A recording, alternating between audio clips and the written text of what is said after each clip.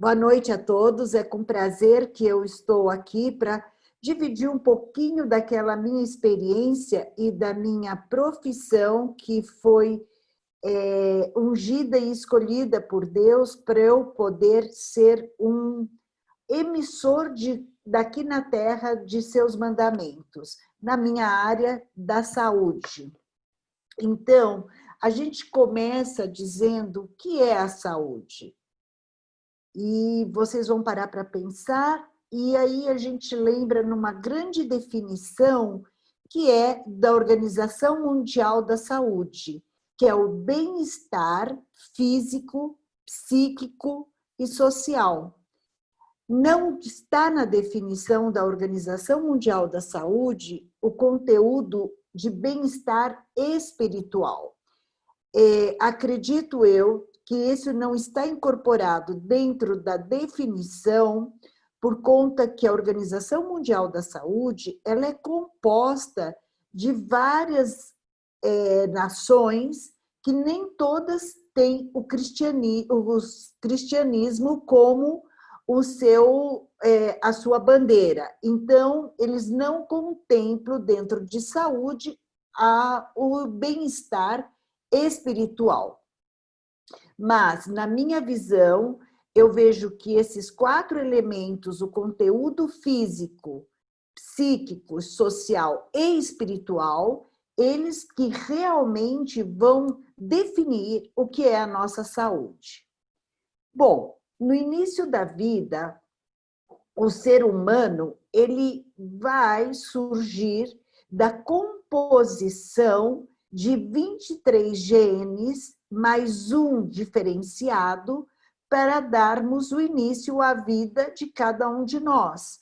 Então, nós não viemos a esse mundo do alô, alô, além. Nós viemos da junção desses cromossomos, dessa carga genética que recebemos do pai e da mãe.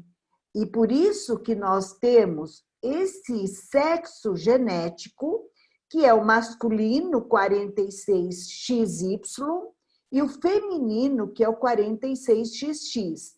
Então, aqui nós já temos uma composição dos nossos pais, onde nós vamos herdar várias características transmitidas através desses genes. Pois bem, quando nós nascemos, nós temos uma saúde no âmbito físico, que é o que eu vou falar hoje. O âmbito psíquico já foi abordado a semana passada, e os outros serão abordados posteriormente. No âmbito físico, quando nós nascemos, nós não somos independentes. O ser humano é o único mamífero que, quando nasce, ele depende da sua genitora.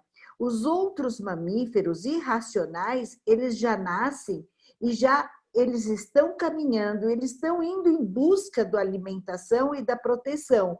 Porém, nós, seres humanos, nós precisamos de estar na dependência direta dos nossos genitores. Por isso que é essa balança, os pais estão no alto e as crianças estão embaixo, porque elas não podem sobreviver sozinhas. E o mesmo na infância, nós não conseguimos ser só. Aí chegamos na adolescência, somos dependentes, mas queremos estar só. Então, nossos pais estão contrabalanceando com a juventude que nós apresentamos. Seguimos a evolução e chegamos no estágio de adultos. E aí nos encontramos só. E aí nós vamos ter que andar com as próprias pernas, não vamos mais depender de ninguém do que de nós mesmos. Então, isso é porque estarmos só. E é a abordagem e por que nós estamos nesse grupo que são adultos sem cônjuge. Bom, para o bem-estar físico, que é o lado que eu estou abordando hoje, nós temos um tripé que baseia todo esse bem-estar físico. Nós temos 3 pilares fundamentais que sustentam o bem-estar físico: a alimentação, a atividade física e o descanso. E eu estava falando que Hipócrates já comentava 400 anos antes de Cristo, na Grécia Antiga, sobre o benefício que era o alimento, que o remédio podia ser o alimento e o alimento pode ser o remédio. Atividade física é um outro capítulo que baseia o estado de bem-estar físico. Nós não fomos feitos para ficar sentados nem deitados 24 horas por dia. Então, nós temos que fazer atividade física. Em compensação, nós temos esse bônus que tem que ser o descanso. Inclusive, abençoou Deus o 7º dia e o santificou, porque nele descansou de toda a obra que ele realizou. Então, Deus também descansou e nós temos que ter o direito ao descanso.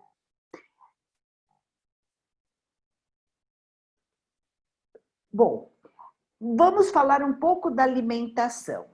Alimentação de uma pessoa sozinha. É muito mais prático pegar o celular num aplicativo e pedir qualquer alimento já pronto, processado. Mas esses alimentos são saudáveis? Então, nós temos que pensar que tudo que nós comemos, ele será incorporado no nosso organismo através do intestino. Por isso que o intestino, ele é chamado do segundo cérebro. E eu faço essa pergunta para vocês. Vocês comem bem? Quem está sozinho come bem?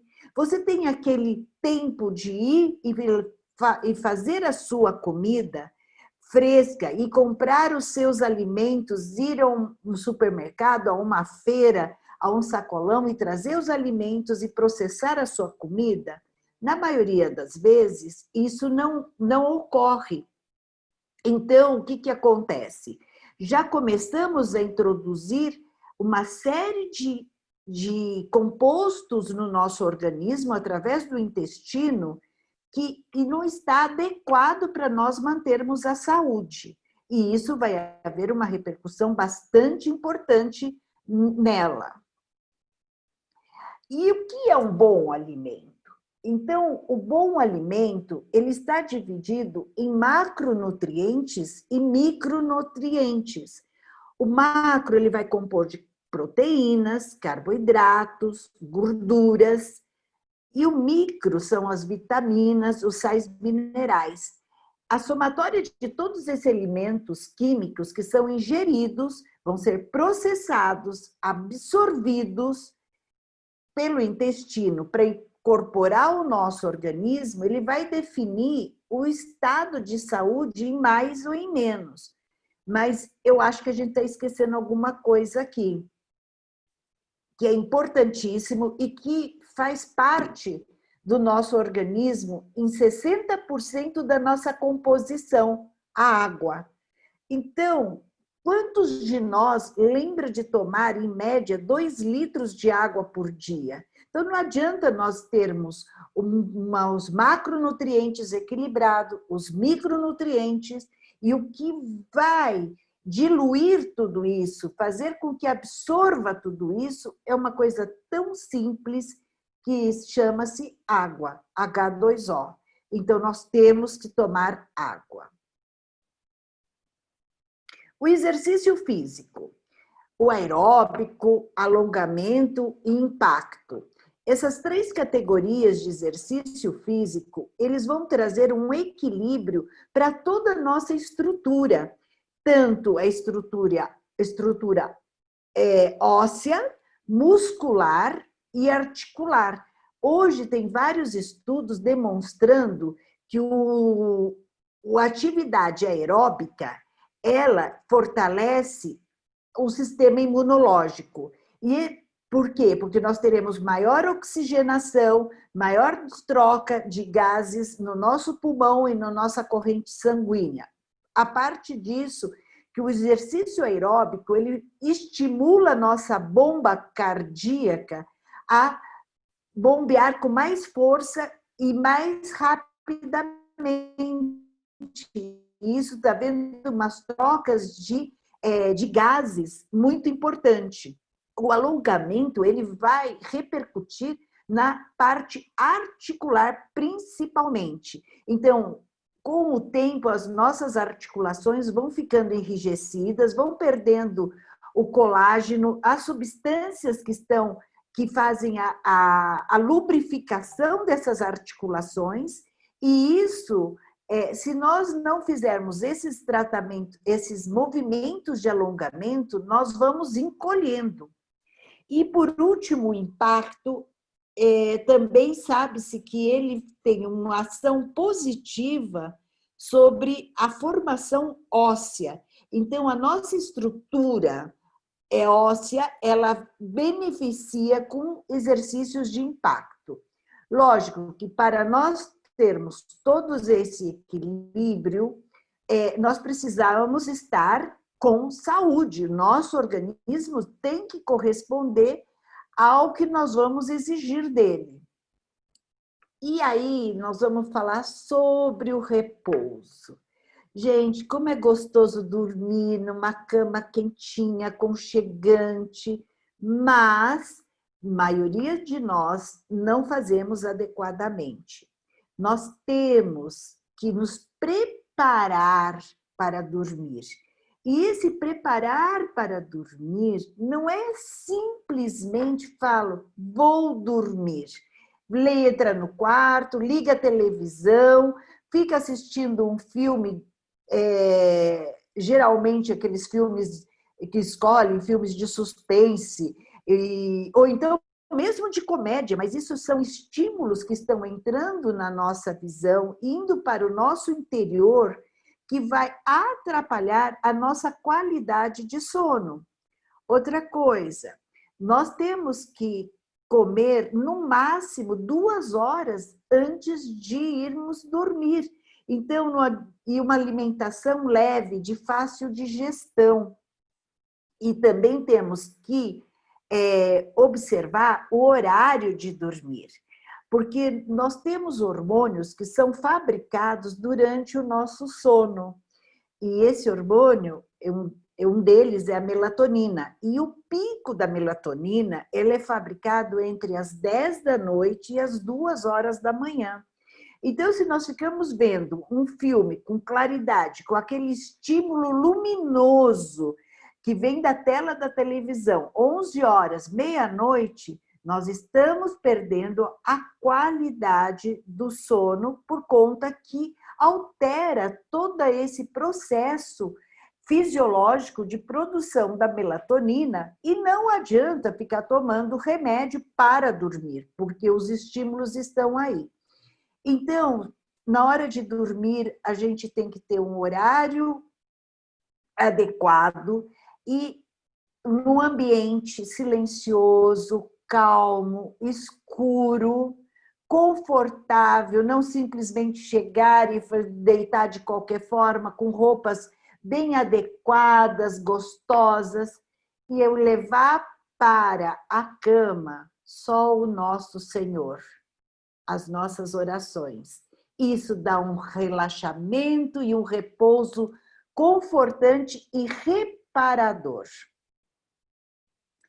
E essa repercussão que a gente tem no organismo, que eu estava falando, metabólica, ela vai em todos os órgãos. Então, eu já falei do exercício, que ele vem no coração. A ação hormonal, então, a fabricação, por exemplo, da melatonina, que eu expliquei. Mas há outros hormônios, que eu já vou falar um pouquinho deles, que vão atuar no bem-estar e na nossa saúde. Então, a saúde, ela se torna um fenômeno integrativo. E esse resultado positivo é a ausência da doença. E o resultado negativo é a doença. Então, eu vou falar um pouquinho sobre a ação do cérebro causando algumas doenças. Depois nós vamos poder falar em outras lives sobre a ação sobre o coração, sobre os hormônios, até mesmo sobre até a sexualidade. Então, Hipócrates, por que eu volto a citar Hipócrates? Porque o Hipócrates é o pai da medicina. E, apesar dele ter vivido 400 anos antes de Cristo, alguns princípios dele continuam bem atuais. Então, os homens devem saber que do cérebro, e só do cérebro, derivam prazer, alegria, riso e divertimento, assim como tristeza, pena, dor e medo. Ele não sabia, Hipócrates não conhecia todos os neurotransmissores que o cérebro fabrica. Esses neurotransmissores são hormônios específicos cerebrais que foram descobertos no século passado.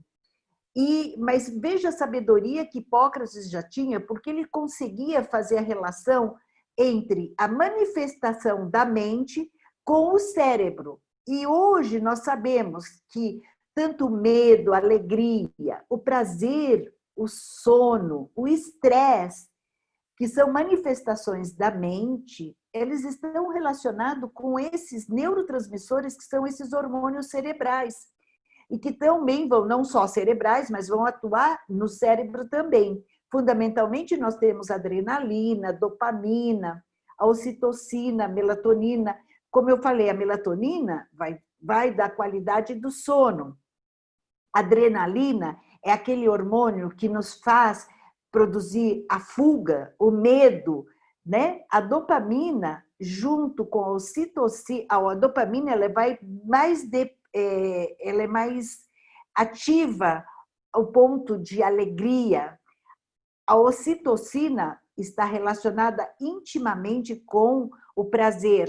O cortisol, esse não é produzido no cérebro, mas ele é produzido numa glândula chamada suprarrenal, mas que vai atuar no cérebro e é o que faz manter o estresse, o estado de alerta da pessoa. E assim como temos a serotonina e temos vários outros hormônios. Eu só estou citando alguns para vocês verem como que a produção o equilíbrio da produção desses hormônios e com os alimentos que nós ingerimos, nós vamos ter um metabolismo, que esse metabolismo vai interferir em várias áreas do nosso bem-estar físico. Então, o que podemos fazer para não ter doença? Será que é possível não ter doença? Eu diria que não.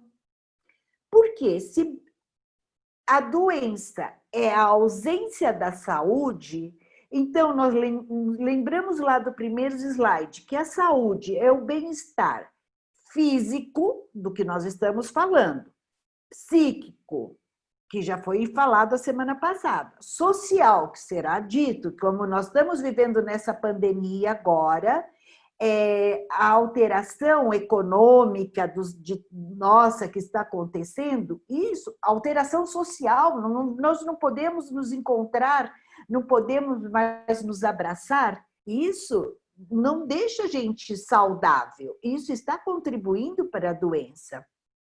Então, todos esses momentos, em todos os momentos, nós não estamos felizes. Em todos os momentos, nós não estamos alimentando adequadamente. E nem todos os momentos nós estamos descansados. Nós temos pessoas que trabalham à noite, durante a noite, e dormem durante o dia. E isso existe uma inversão dos seus ciclos biológicos. Então, nós não conseguimos estar saudáveis 24 horas por dia. Nós mantemos um estado de equilíbrio, de harmonia e que oscila entre o positivo e o negativo. Mesmo estando só, a gente consegue fazer isso. Muito bem. Então, o que fazer para amenizar o impacto continuado sobre o nosso corpo físico? Então, vamos lembrar novamente das práticas integrativas, do como define a saúde. Então, a física, é o que eu falei, acabei de falar para vocês, voltando a insistir na alimentação. Nós vamos ter uma apresentação sobre alimentação de uma convidada muito especial, que trata a saúde como uma saúde integrativa com os alimentos, é uma nutróloga. Os exercícios também, a atividade do corpo, não é todos os exercícios que nós podemos fazer, nós temos limitações individuais, mas isso também vai contribuir para o nosso bem-estar, como eu falei. Então, eu não posso fazer exercício de impacto porque eu tenho problema na coluna, mas faça um outro tipo de exercício que vai compensar. O descanso, que eu falei recentemente, e um pouquinho sobre as doenças pré-existentes. Doenças pré-existentes, a gente fala que já existiu antes de alguma coisa. Então, quando que elas existiam? Elas existiam antes de nós estarmos na situação do hoje. Pode ter ocorrido há um mês atrás, há um ano atrás, há 10 anos atrás, mas são as doenças que nós já estamos convivendo com elas. Tipo, vamos falar da hipertensão arterial. A hipertensão arterial, ela pode ser reversível? Sim, pode. Aonde? Vamos buscar as causas. Era uma pessoa que era muito estressada, que tem o cortisol alto. Então, vamos desestressar essa pessoa.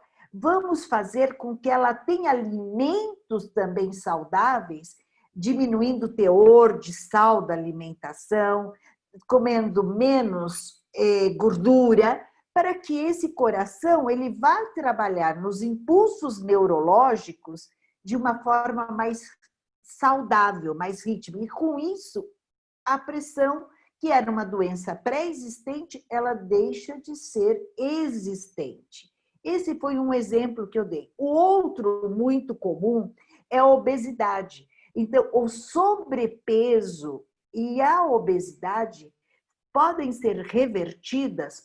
Sim, claro que podem. Fazendo o quê? Uma reeducação alimentar. E na reeducação alimentar, mais o exercício físico, nós fazemos com que a pessoa saia do estado de obesidade ou sobrepeso para um peso adequado, ideal, e se tornar saudável. Então, essas duas, outra doença que é muito comum, a diabetes.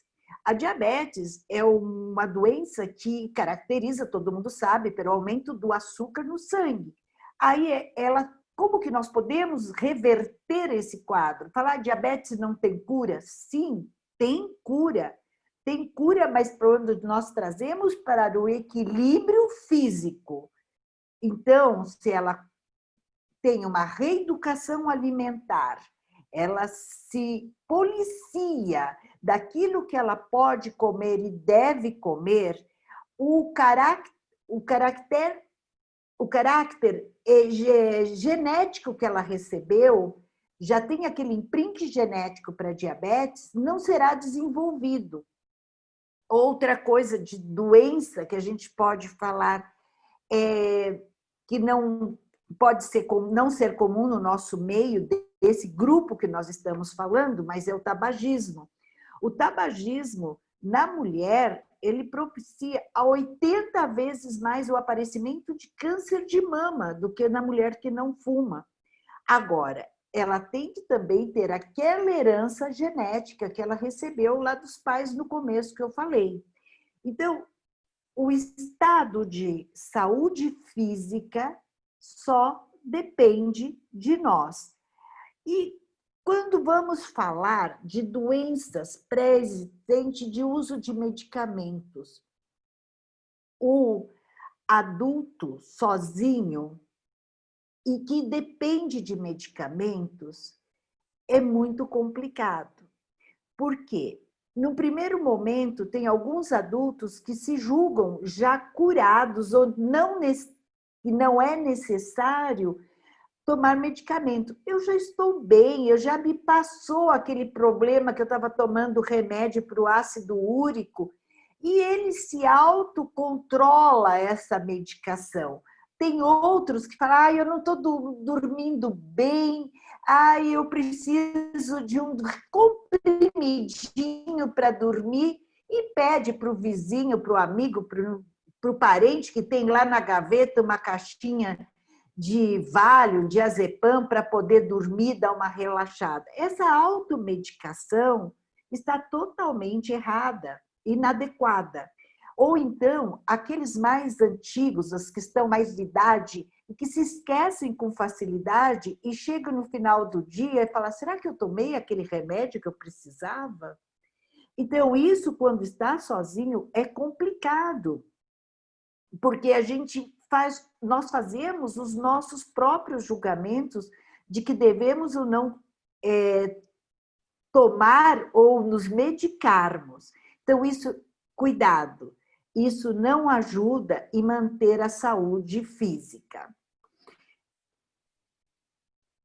E, para concluir, eu gostaria de comentar com vocês que o nosso corpo é tão importante que o Senhor o chama de templo de Deus. O nosso corpo, ele é sagrado. É uma das maiores bênçãos que nós recebemos quando nós viemos à Terra. E foi a de receber um corpo físico que nós necessitamos desse corpo saudável para servirmos e sermos o verdadeiro templo de Deus. Então, vamos nos cuidar. Obrigada pela atenção.